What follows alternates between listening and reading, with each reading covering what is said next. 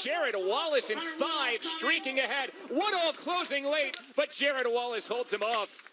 10:99 for Jarryd Wallace, right on the A-team standard. It's the fastest time in the world this year, and one that would have won 31-year-old Jarryd Wallace a silver medal at both the last Paralympic Games and World Championships. Jarryd will soon be on his way to Tokyo. He had been a favorite to medal in Rio, but a combination of factors held him back from reaching the podium.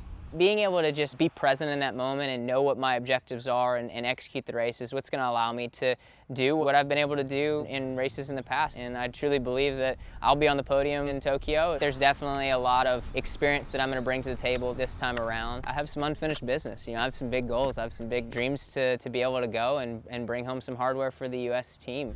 At the age of 18, Wallace was diagnosed with compartment syndrome that occurs when a large amount of pressure builds up in a muscle compartment. He was faced with a life-altering decision.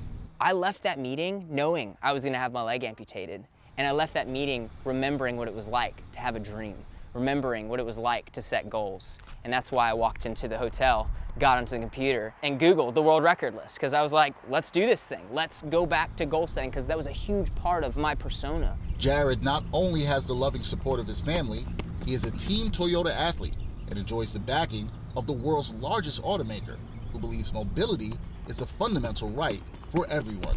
In partnership with the United States Olympic and Paralympic Committee, Toyota made history with the creation of nearly $5 million in stipend and sponsorship opportunities that will directly impact U.S. Paralympic athletes aiming to compete at the 2020 Tokyo Paralympic Games and the Winter Games 2022 Beijing.